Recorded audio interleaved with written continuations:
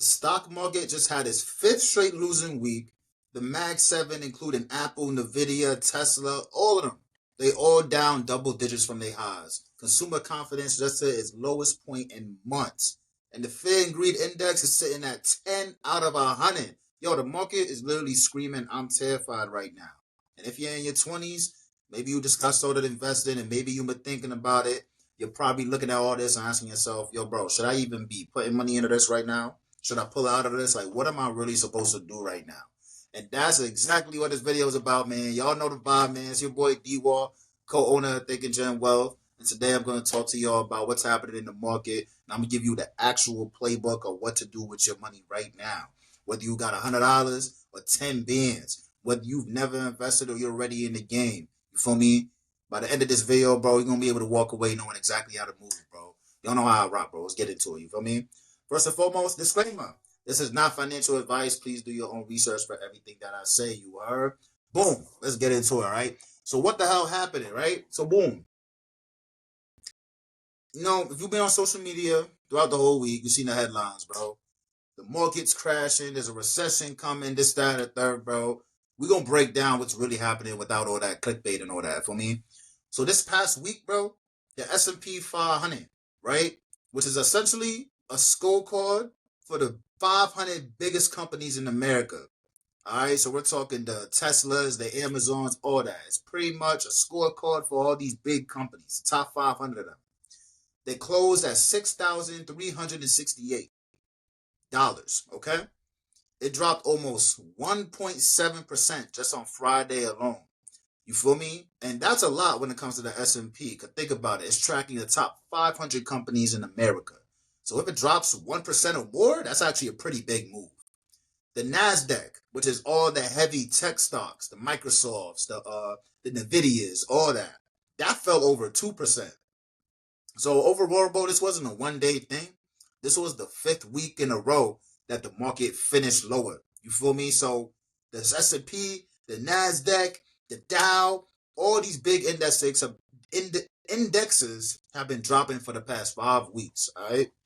Now, boom, why is that happening? There's a few reasons, right? First, the war going on in Iran, you feel me?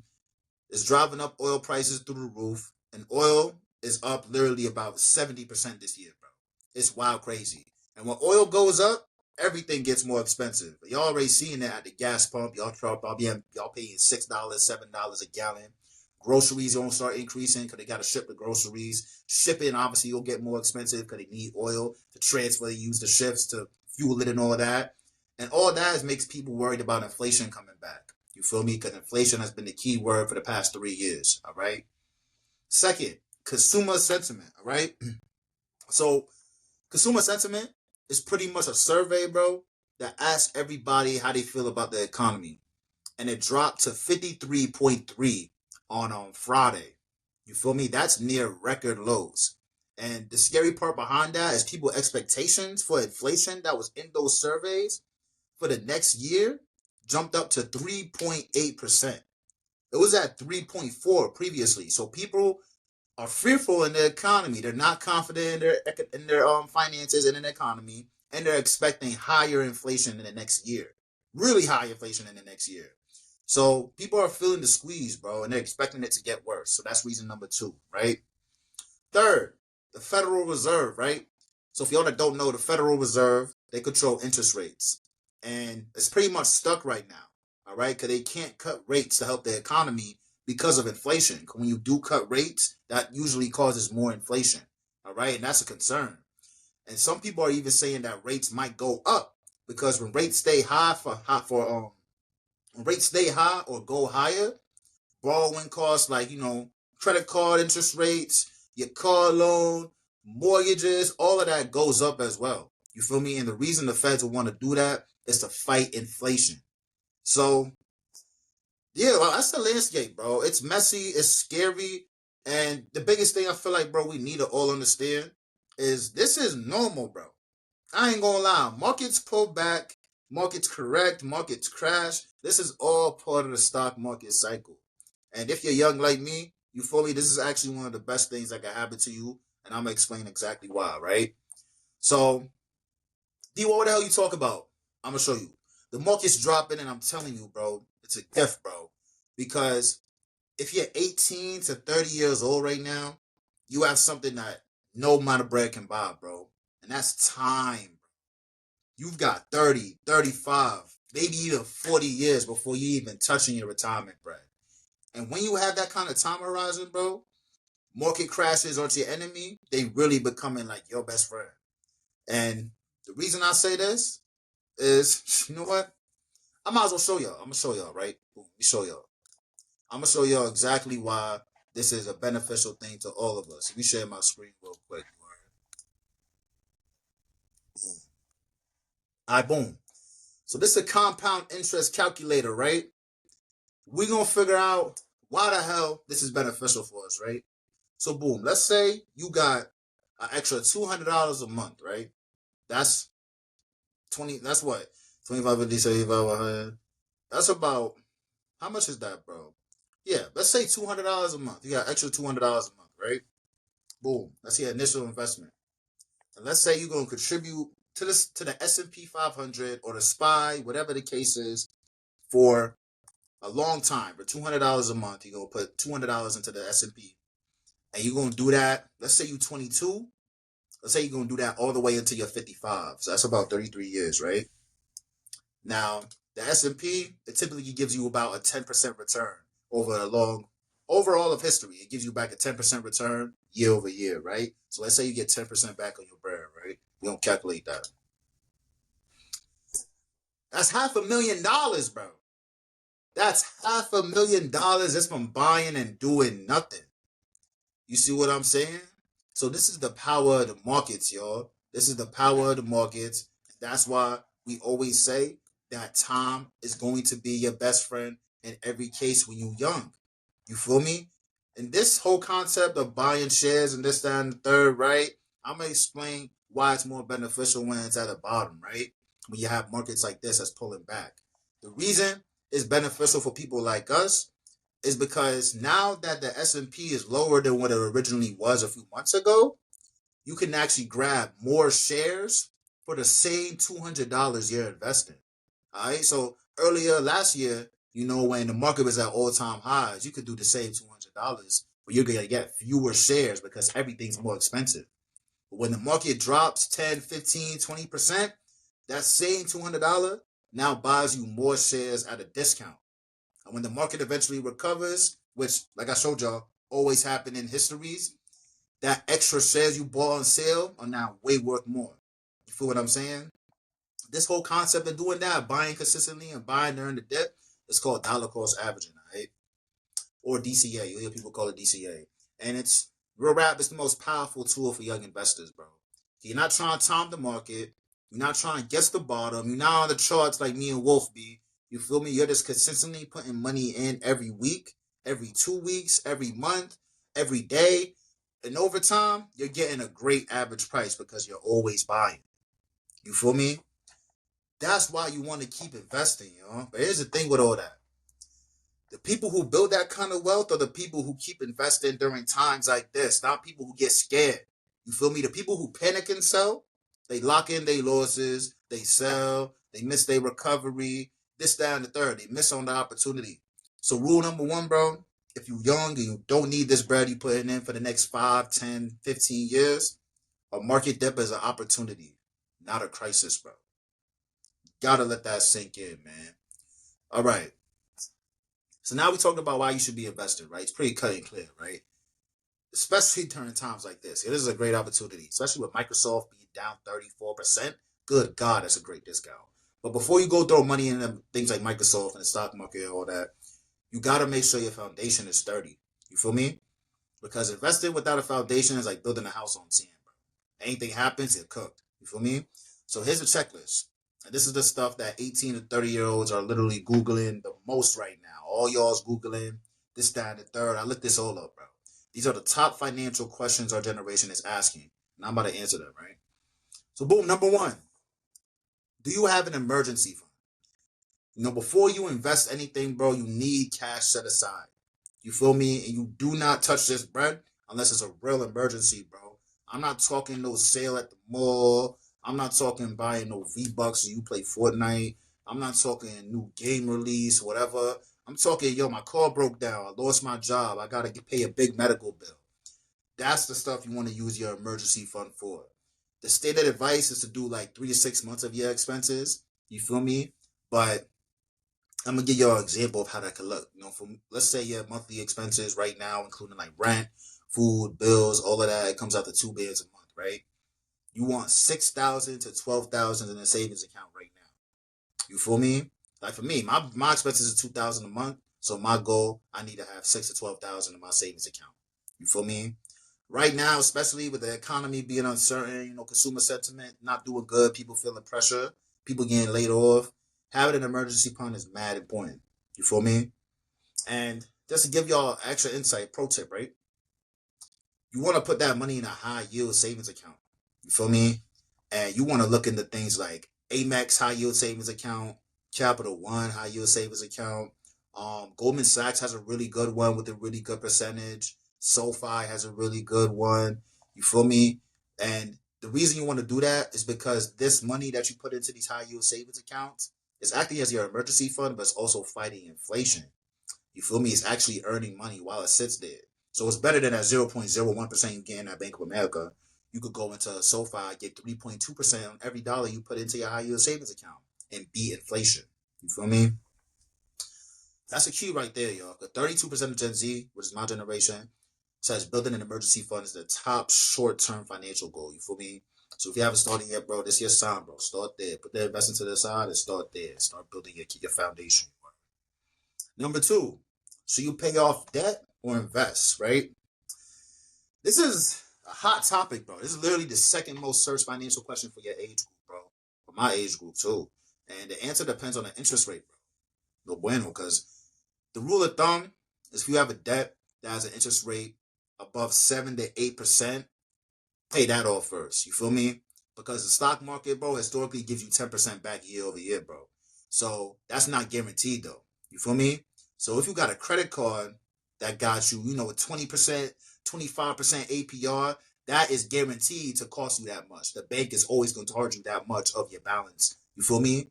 So you're not going to consistently beat the market by 20%. You feel me? Even Buffett himself ain't been able to do that, you heard?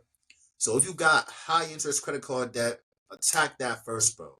If you got lower debt, lower interest, like let's say you got student loans at like 5%, that's more of a gray area. You feel me? You could really do both there. If you got a card note at like 3 to 4%, you can invest while making your payments. You feel me? If you got high interest debt, 7, 8, 9, 10, 20, 25% interest, focus on paying that off, bro. And even speaking on debt, bro, this is a crazy thing, bro. Over 41% of us young people, Gen Z, bro, are using side hustles to combat financial stress. You feel me? So if you got high interest debt, try to pick up a side skill or a side gig that you can do to use that extra income to pay down that debt as fast as possible. You feel me? Because once you get rid of that weight off your shoulders on this debt, high interest debt, you can then put that same capital you're getting in that side gig into investing. You know what I'm saying? You'll have so much more cash flow to invest into yourself, into your stock, so that way you can retire early. You feel me? Number 3, bro. This is one everybody talks about. Everybody's searching this one up too. Credit score. You want to build your credit score now, bro. This ain't about investing, bro. You feel me? It's about wealth building. And this is the third most searched Google financial question for 18 to 30-year-olds, bro. They talking about your credit score and how it affects your interest rate and how everything along that, it affects your whole life, bro. You feel me? So you want to make sure you're prioritizing your credit score and how you're building your credit. So the reason, and I'm going to give y'all the game on this shit. I ain't going to lie. This is really how you build your credit score, right? First, number 1, you want to build a relationship with a credit union, right? And the reason you want to do this is because credit unions are for you. They're not for your shareholders. They're going to help you before they help anyone else. You feel me? How you build a relationship with them is you open up a checkings and a savings account with them. And you set up direct deposit into both your checking and your savings account with this credit union for 3 to 6 months. Okay? Build that relationship with them to show them you have money coming in. All right? Second, you want to use products like Stellarfi and Cred AI. Okay?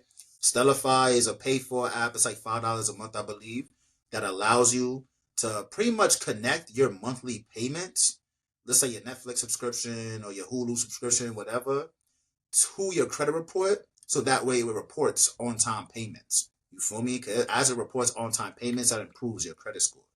You feel me? Stellify allows you to do that by connecting your bank account to a Stellify account.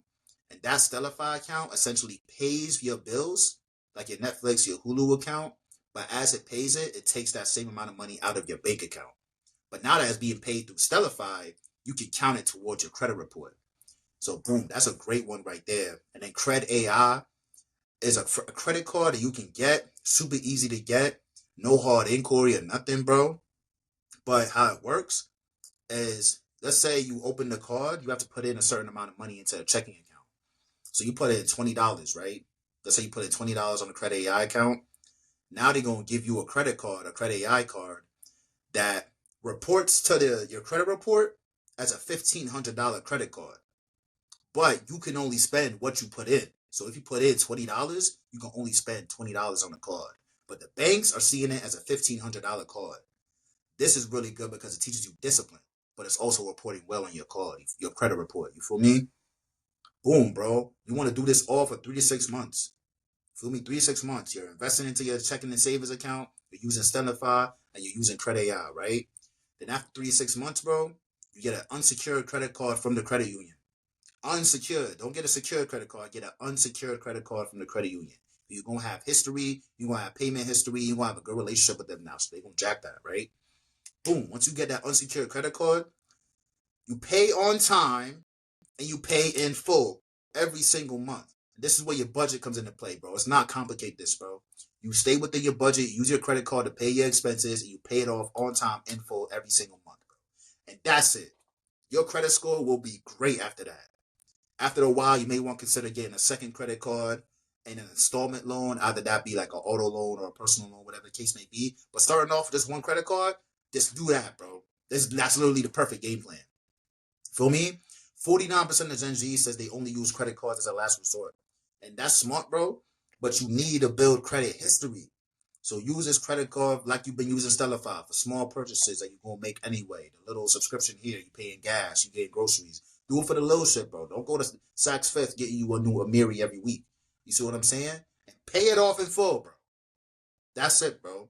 That's a checklist before you invest, bro. You get the emergency fund situated. You pay off your high interest debt second. You get your credit score going. You get your first credit card and use that responsibly. Once you have those 3 locked in, bro, now we ready to talk about putting bread in this market. You heard? All right, so boom. D-Waugh, how the hell do I actually start investing? Let's say I did all that. How do I start? Got you, bro, right? So boom. You got your emergency fund. You got your debt situated. You got your credit card. You Gucci, right? Now let's talk about putting this money in the market, right? So first you got to open a brokerage account. For me, a brokerage account is pretty much an account, a checking account or a savings account that allows you to buy stocks and ETFs, all right? Popular ones are like Fidelity, Charles Schwab, and Robinhood. We all heard of Robinhood. I love Robinhood. That's like the easiest one in my opinion. They're all free to open. You can literally start with any amount of bread, bro. There's no minimums. At most of these, it takes you literally 10 minutes to set these up, bro. Fidelity, Charles Schwab, or Robinhood. Personally, for beginners, I like Robinhood. I think as you get more advanced, you should have multiple accounts. I think the larger institutions like Fidelity or Charles Schwab are the best. But for starting off, you want simple, how to understand, like buy and all that, Robinhood, right? Now, it's also a Roth IRA, right? This is a retirement account for me. So if you're in your 20s, a Roth IRA, bro, that really should be your best friend. I ain't gonna lie to you. Because you put money in after taxes. All right? So you got a Roth IRA, all the bread that goes into it, you already paid taxes on. So now, when you use that same bread to buy, let's say the S&P 500, it's going to grow tax-free. So when you pull it out of retirement, you feel me? You're paying 0 taxes on all the gains you got. So all that compound growth we talked about with the $200 a month, you feel me? That we talked about earlier, in the Roth IRA, bro, you keep all of that. You ain't paying no bread on Uncle Sam. The government don't touch it. You feel me? You could contribute up to 7 bands a year if you're under 50, if you're under 50. You feel me? So the Roth IRA, that's a glitch right there. I think that's a great first account to start to build your foundation, right? Step 2, you gotta know what to buy, bro, right? So I know a lot of y'all hear stocks, You know, you think about Teslas, the Nvidias, the next ones. You want to find the next big thing, right? I'm going to keep it a beam, bro. Individual stocks is fire, especially if you know what you're doing. You feel me? If you are a beginner, bro, the simplest, most effective thing you could do is buy an ETF, bro, that tracks the S&P 500. All right? ETF is an exchange-traded fund. It pretty much tracks one of the indexes, like the S&P 500, right? SPY and VOO. Specifically, VOO are the two most popular ones. You feel me? When you buy either of those, you're basically buying a tiny piece of the 500 biggest companies in America all at once. You feel me? Apple, Nike, Microsoft, Costco, Amazon. You owning a piece of all of them, all at once, just by buying the VOO. You're instantly diversified. You feel me? So you don't have to pick the winners and the losers. You know, you get a lot more growth when you do pick the winners and the losers. But just starting off, just start off with the ETF, bro. Start off with VOO, and you feel me? With the current market ties in, you feel me? Like right now, the SPY, we're sitting at about 634 in the SPY right now, right? A few months ago, when was that all-time highs, bro? It was 700, bro.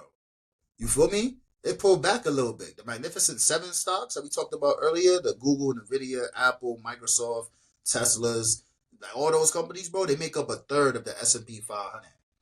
So if they pull back 15, 20, 30% or more, the S&P pulling back too. Microsoft right now, oh my God, down 34% from its peak, bro. Meta is down 31% from its peak, bro. For a long-term investor who's dollar cost averaging, bro, when you buying these world-class businesses at these low prices, you gonna eat. You gonna eat, bro. And again, I'm not saying go dump your whole life savings into this, bro. I'm not saying that, bro.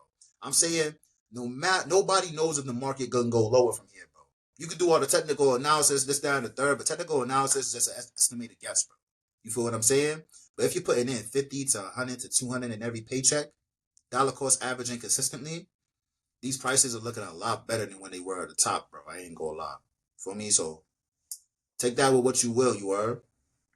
Step 3, set it and forget it. You feel me? The biggest mistake I see young investors make, bro, is they check their portfolio every single day. They see it's red, they start panicking, they start selling. That's the number one thing you do not want to do. All right? If you're investing for the long term, you don't need to check your portfolio every day. Set up automatic contributions on a daily or weekly or bi-weekly, whatever you do. And most of these brokerages, the Charles Schwabs, Fidelities, Robinhoods, they're going to let you do that. Robinhood allows you to buy every day, which is super fire. You feel me? You just picking them out, pick a frequency, let it ride. That's dollar cost averaging in practice. You feel me? The market goes up, you buy. The market goes down, you buy. Over time, you always win. You feel me? Step 4, understand what you're feeling. Because when investing, you're going to feel away. You're going to feel some rumbles in your tummy, bro. The fear and greed index right now is at 10. That's extreme fear. That means almost everyone is panicking. And when everyone panics, they make bad decisions. They sell everything. They sell at the bottom. They put all their money up. They just want to save all the cash because they feel like the world's burning down. They say, I'll wait until it gets better. That's the number one thing they'll say. I'll wait until it gets better, and then they miss the recovery. They miss the bounce. It happens like this. Here's a stat that blows everybody's mind, bro. If you miss just the 10 best days in the stock market over the last 20 years, just 10 days out of 5,000 trading days, your returns will be cut in half. Cut in half, bro. Most of these best days happen right after the worst days. So if you sell during the panic, you almost guarantee that you'll miss the snapback. You missed it. You'll miss everything, bro. You'll miss the snapback up, bro. So you gotta stay in the game, bro. Stay in consistently. That's it, bro. Feel me? Look, bro. If y'all take nothing away from this video, bro, take away this, bro. The market's gonna go through it. It's going through it right now. Things are uncertain. If you're in your 20s or early 30s, this is not the time to run away from investment, bro. This is the time to get educated and get started. Get your emergency fund good. Handle your high interest debt. Open a Roth IRA or any brokerage account. For me, start buying into an ETF like VOO consistently. And don't let the noise and the fear make you do something emotional with your bread, bro. The people who build generational wealth aren't the ones who panic. They're not doing that. They're the ones who prepared and stayed disciplined. Feel me? And kept it going. Yeah, if you want to be around people who think this way, like myself, like Wolf, and a bunch of other people our age who are actually learning, growing, building wealth together, bro, come into the Discord, man. This is where me and Mike are breaking things down every single day. We make educational videos every single week. We make market breakdown videos every single week, and we share our trades and what we're buying and what we're doing exactly in the market. You're talking about real-time market stuff. You feel me? The link to join is in the description below. Come tap in, bro. If this video helps you, if you learn anything, bro, hit the like button, man. Drop a comment. Let me know what your biggest takeaway was today, bro. If you ain't subscribed, bro, subscribe. We drop a game consistently every single week. Share this with a friend who need to hear this. That friend that keep on spending bread on gambling and goddamn DraftKings and all that. Tell them to come check us out. We're trying to change the way our generation think about bread, bro. That's the mission. You feel me? It's your boy D-Waugh, bro. I'm out of here, you heard?